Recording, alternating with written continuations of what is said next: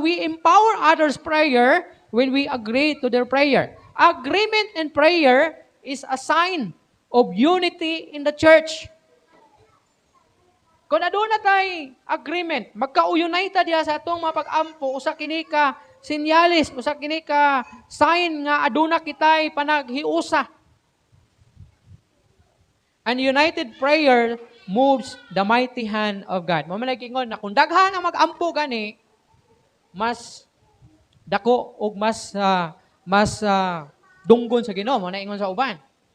Although bisag ikaw ra isa mag-pray dunggon ka sa Ginoo, pero aduna daw pwersa kung tanan or kung adunay daghan nga mag-ampo diha sa Ginoo.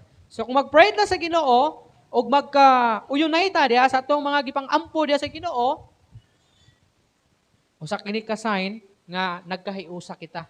Di wala ta nagkatibulaag, wala ay